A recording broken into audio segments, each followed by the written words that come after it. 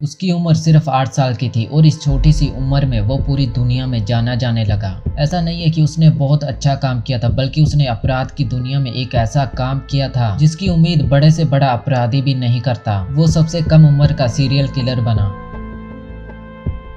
दोस्तों, आज की वीडियो में आप सबसे कम उम्र के सीरियल किलर अमरजीत की एक ऐसी कहानी के बारे में जानोगे जिसके बारे में आपने कभी सोचा भी नहीं होगा। आखिर ऐसी कौन सी वजह थी जिसने अमरजीत को 8 साल की छोटी सी उम्र में ही सीरियल किलर बनने पे मजबूर कर दिया।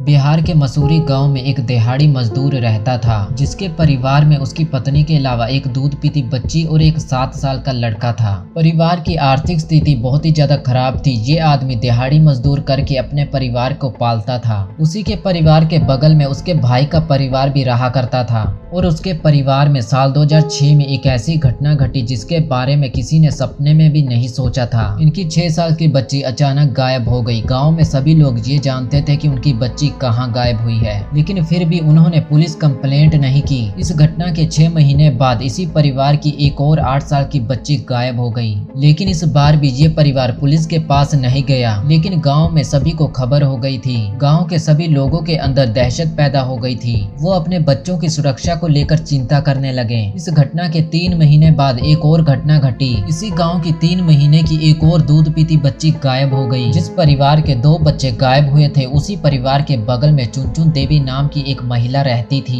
उसकी एक 6 महीने की दूध पीती बच्ची थी जिसका नाम खुशबू था। खुशबू की माँ उसे अक्सर प्राइमरी स्कूल में खिलाया करती थी। एक दिन वो बच्ची को स्कूल में ही छोड़कर चली गई। जब वो वापस स्कूल आई तो उसे बच्ची स्कूल में कहीं भी नहीं मिली। उसने पूरे गाँव में बच्ची को ढूंढा, पर बच्ची का कहीं भी अता पता नहीं मिला। जब वो बच्ची को ढूंढ ढूंढ कर थक गई तो वो आखिर में भगवानपुर थाने में पहुंच गई, जहां उसने बच्ची की मिसिंग रिपोर्ट लिखवाई। बच्ची की तलाश करने जब पुलिस गाँव में आई तो उन्हें पता चला कि इस गांव में पहले ही 2 बच्चे गायब हो चुके हैं। तो पुलिस ने उस परिवार से पूछताछ की जिनके 2 बच्चे गायब हुए थे। तो उस परिवार ने पुलिस को बताया कि खुशबू की जानकारी उनके छोटे लड़के अमरजीत साडा के पास हो सकती है। ये बात सुनकर पुलिस हैरान रह गई कि एक 8 साल का बच्चा एक 6 महीने की बच्ची के बारे में क्या ही जानता होगा। पुलिस अमरजीत को लेकर ज्यादा भरोसे में तो नहीं थी, लेकिन उनके पास कोई और ऑप्शन भी नहीं था। अमरजीत एक 8 साल का लड़का था। जब वो पुलिस के सामने आया तो पुलिस ने उससे पूछा कि क्या तुम खुशबू के बारे में जानते हो? तो उसने कोई भी जवाब देने की बजाय हंसना शुरू कर दिया। उससे बार बार पूछा गया, लेकिन वो हर बार हंसता ही रहता,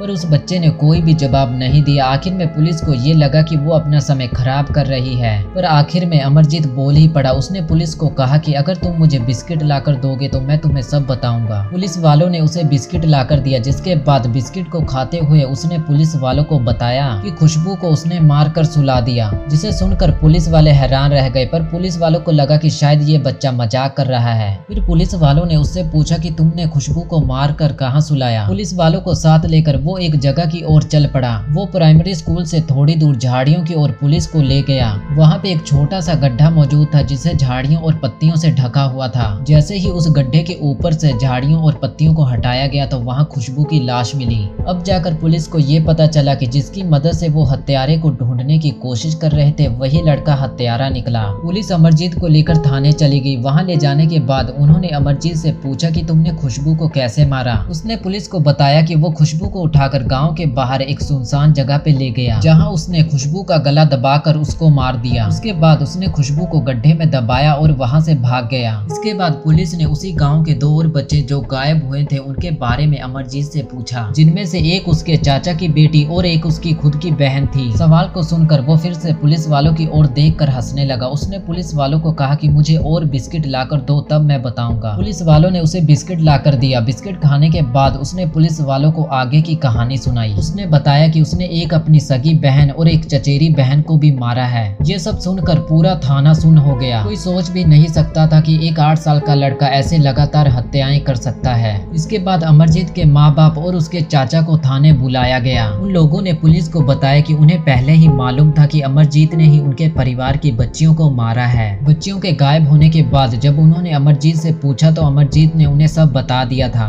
अमरजीत के माँ बाप ने बताया कि अमरजीत ने सबसे पहले साल 2006 में अपने चाचा की बेटी को मारा था। उस समय अमरजीत की उम्र केवल 7 साल थी और उसने अपनी चाचा की बेटी को भी खुशबू की तरह उसका गला दबाकर ही मारा था। इसके 6 महीने बाद अमरजीत ने अपनी खुद की बहन की भी जान ले ली। ये हत्या भी उसने उसी तरह की जैसे उसने बाकी हत्याएं की। पूछे जाने पर उसने सब कुछ बता भी दिया था कि उसने कैसे इन बच्चियों को मारा है। पुलिस वालों ने अमरजीत के माँ बाप से पूछा कि आप लोगों ने आखिर ये बात पुलिस को क्यों नहीं बताई। उन्होंने बताया कि जब पहली बार अमरजीत ने ऐसा किया तो उन्हें लगा कि अमरजीत से ऐसा गलती से हो गया। ये सोचकर उन्होंने उसे माफ कर दिया। लेकिन जब उसने दूसरी बार ऐसा किया तो उन्होंने अमरजीत की खूब पिटाई की। तब उसने ऐसा कहा कि वो आगे से ऐसा कुछ भी नहीं करेगा। मरने वाले दोनों उन्हीं के परिवार के थे तो उन्होंने अमरजीत को एक और मौका दे दिया। लेकिन अब ये सवाल उठता है कि अमरजीत ने आखिर ऐसा किया क्यों था। तो पुलिस वालों ने ये जानने की कोशिश की और फिर से अमरजीत से पूछताछ की। उन्होंने अमरजीत से पूछा कि आखिर तुमने इन बच्चियों को क्यों मारा। तो जो अमरजीत ने कहा उसे सुनकर पुलिस वालों के भी रोंगटे खड़े हो गए।